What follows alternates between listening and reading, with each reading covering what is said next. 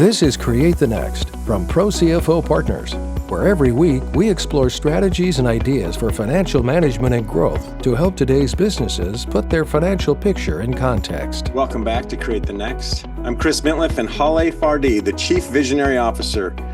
And my friend is back with us today. And Haleh, it's always an exciting time to talk to you. And we were just talking about some of the exciting things happening at Pro CFO Partners. But we wanted to have a conversation today, and I think it's relevant in better understanding who you need on your team. And particularly, let's talk about if I need a controller or if I need a CFO, because I might not know the difference. I might have gotten advice somewhere or read some article or hit the YouTubes and think I need a X when really maybe I need a Y. So help me understand the difference, but also what should I be looking for? Sort of what should my internal criteria be to help me understand this path versus that path versus maybe some other path? How do I solve that problem? Thank you. First of all, thank you as always. It's nice to be here, and I always look forward to our conversations. The reason we wanted to have this conversation today is we have a lot of people who come to us and they say, my board said I need a CFO, but I already have a CFO. Or my board said I need a controller, or I need a controller, I don't have information, but I thought I'd get a CFO. And what we find out is even in a room of CFOs, that title may not have that much meaning because it's about what is the outcome that they're looking for. And how can we impact that organization? How does a controller impact an organization and what value they bring? And how does a CFO bring that impact and the value they bring? And so we thought we'd put this out there for people to know the difference. Okay. That's off the bat, a really great way of thinking about this, because we can all get into a space of thinking about the job title or the role. And I love what you just said, where what's the outcome that you're looking for? So how do I sort of reverse engineer that? How do I think about the outcome first to help me understand who the skill set is or what the skill set is that I need? The first thing is, again, I have to answer that by explaining people come to us because they're having a problem. The problems could be cash flow. They can't make payroll. The problems could be they need financial statements for their bank compliance, for example. They are looking for different ways to improve their margins are shrinking. So different ways to improve their profit margins. Their revenues are shrinking. So when they come to us for that, they're looking for we're the right people for that. We're pro CFO. So we're CFOs. So we are forward thinking. How do we fix this moving forward, right? So when we're submitting financials to the bank, which is just reporting, we're looking at how are we growing that banking relationship? We're not just submitting, we met our compliance guidances, right?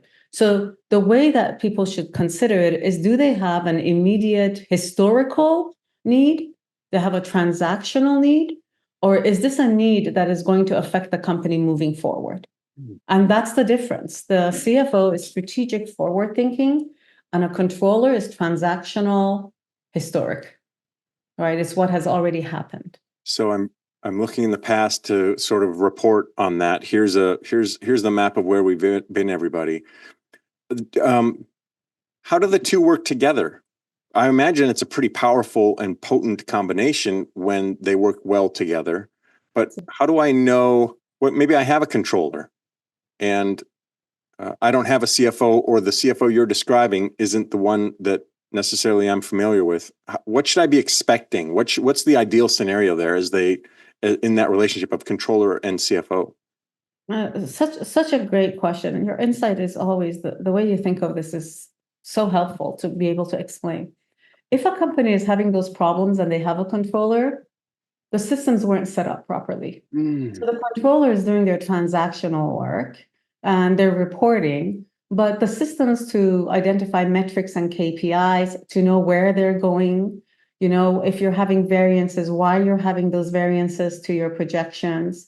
So the way the CFO works with the controller is the CFO, because we see the big picture and the forward moving, we're able to build the framework for the controller to thrive, for the controller to actually shine and be the hero, because they're providing timely information. They're bringing the data to the table. And then that data is then taken and turned into information, knowledge, strategy, action.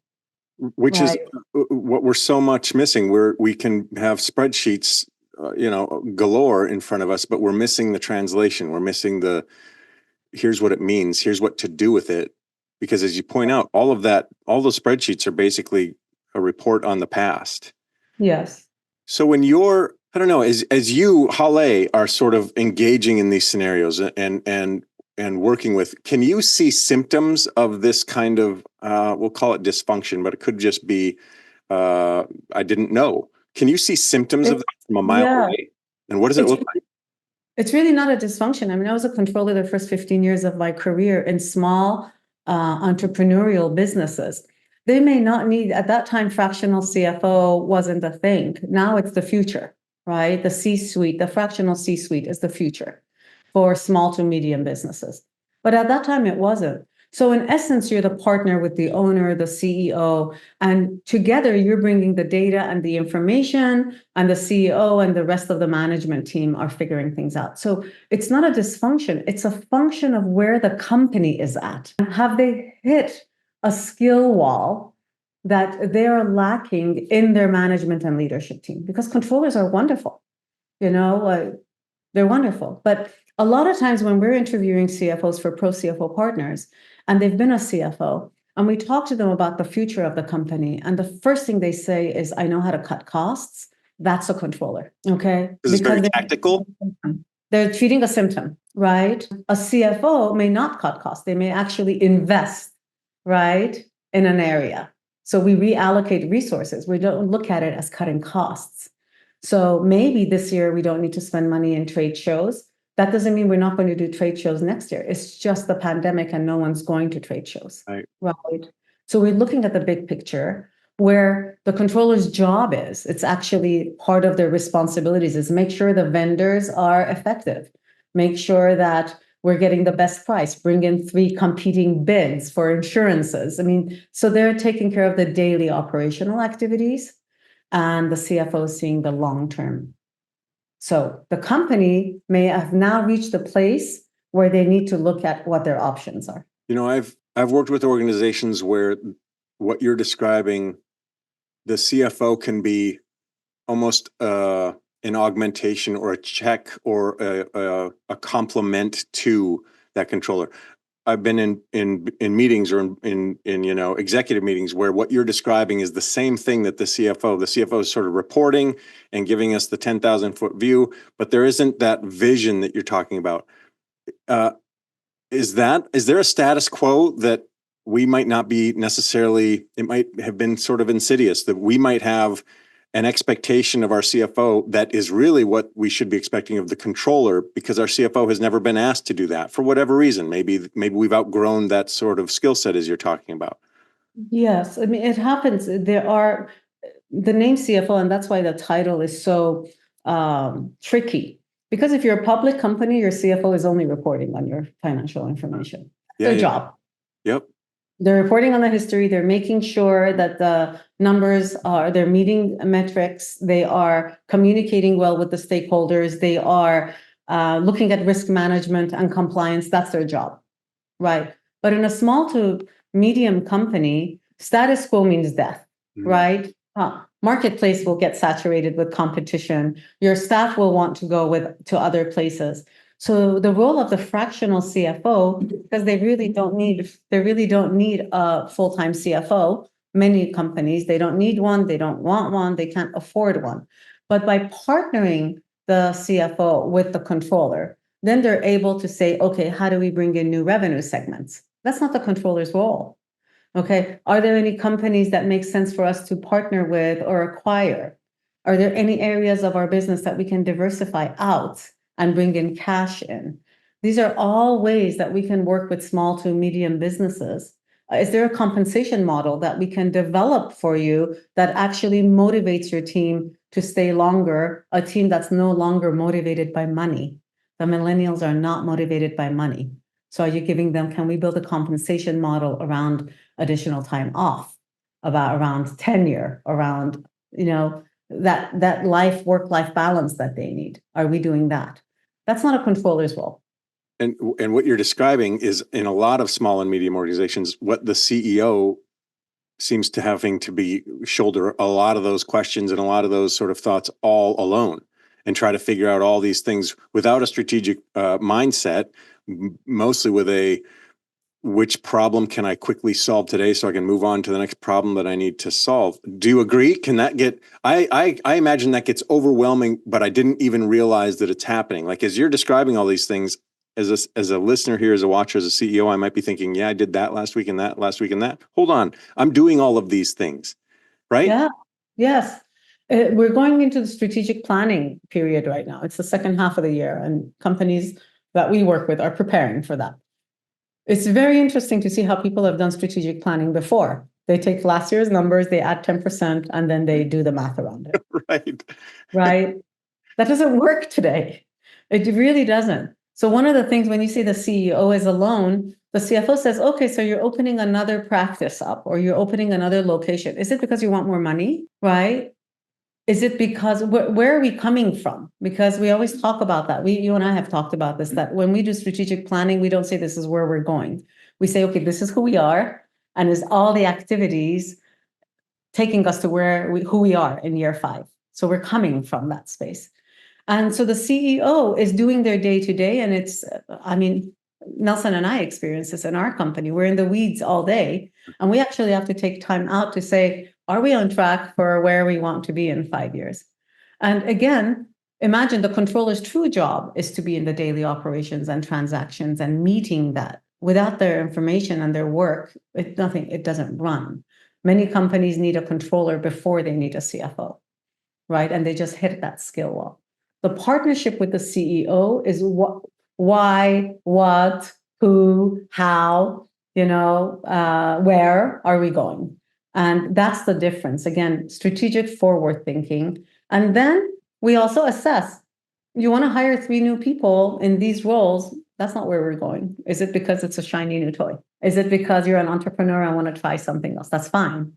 But this is not going to take you where you're going. It's actually taking you. Which is great. So that's fine, but let's be honest about it. And then let's make decisions around that reality or that, that point of view, which as you're describing all of this, that's something that kind of keeps coming back to mind for me, which is expanding the point of view. I'm thinking about all the client stories, which we have on the procfopartners.com website, that so many times a CEO or a client of ProCFO Partners will say, it's a relief. I'm sleeping better, literally sleeping better. These problems that were keeping me up at night, I feel like I have somebody who understands them better than I do. Or even, I'm not ashamed to say I didn't even understand how some of this stuff worked.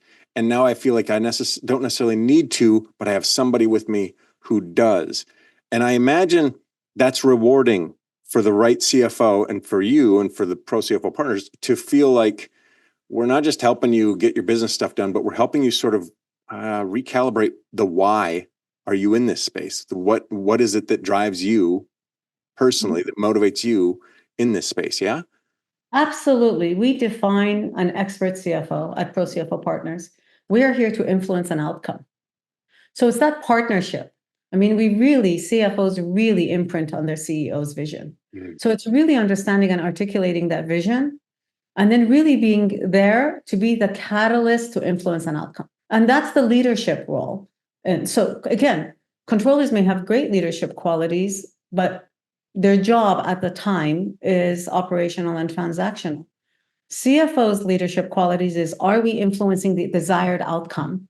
Are we accelerating us achieving it? What are our goals? Have our goals changed? Because they change year to year, but people are operating on last year's goals still. So that is our role in partnering with the CEO. Absolutely, it's a partnership and in a sense, a relief, and it's also a challenge.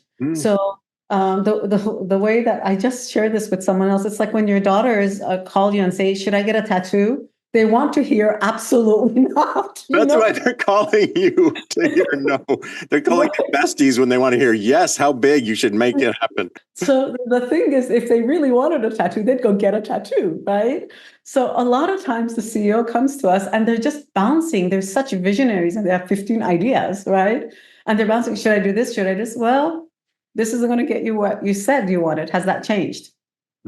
Then we need to reallocate resources. We need to look at company structure. We need to look at, gross margin by client in a different way that just reporting on it. Does that answer your question? Yeah, it always does, and it brings new insights to mind, as it always does. But something that you mentioned earlier that I want to come back to a little bit is you mentioned how there can be some systems or processes that are broken in the first place, and you mentioned how a framework can be valuable. Can you talk to me a little bit about the Flywheel, which is something that Pro CFO Partners has exclusively that helps to shape the dynamics of some of these relationships, some of these conversations? And I'm curious about how that interfaces with the skill set that we're talking about of the CFO that you need. What's the value of having something predictable to kind of work from or work through? I think I can explain that in a couple of different ways. One is, so the Flywheel, the financial Flywheel, is a framework for financial management and growth. Now, Nelson and I have spoken to, I want to say, thousands of CFOs. We have interviewed hundreds of them, and we have nearly 70 CFOs working with us right now. Before we say, here's the financial Flywheel, this is the framework for financial management and growth that you're implementing, we ask them, what do you do as a CFO in an organization? And if they say reporting, cash management, and profit improvement, they're really controllers. If they say systems and processes, we look at the revenue model, we look at their goals and strategies, strategic planning, they're a CFO. It's a great little barometer, great little divider for us to keep in mind. It is. So we actually in interviews say, okay, so tell me the influence you have on the revenue, and if they go back again to reporting actual to budget, we can see the mindset is the mindset of a controller, which is valuable. Which again, is a really valuable mindset to have. It just isn't the CFO's mindset. Yes. It's absolutely. So a lot of times people come to us and they're like, I can't make payroll. We can't say, well, what other customer models do you think we're using, right? Where else should we be getting business? They don't want to hear that. So that's when the Flywheel goes into systems and processes to see what function upstream is not working to get them to where they are right now. And that again goes back to the conversation of the partnership of the CFO and the controller. The controller just doesn't have the experience, maybe, in terms of years or in terms of their background, right? Maybe they were, again, larger public organization controllers. That wasn't, if they went and said, I think we should, they'd say, bye-bye. Why don't you, we need our information timely. So the Flywheel is best practices of all expert CFOs. And it falls into all of these things when done correctly, creates momentum for the next. So if you're having issues in reporting, it's because systems are broken. If you're having issues in cash management, it's because revenue structure isn't right. If you're having issues with profit, a lot of times it actually is in goals and strategy. You're spending money that's not supporting your goals. So it's both diagnostic and prescriptive. It helps me see what's going on, and also here's the thing that we need to fix, and then you can help me. The strategist can help me figure out how.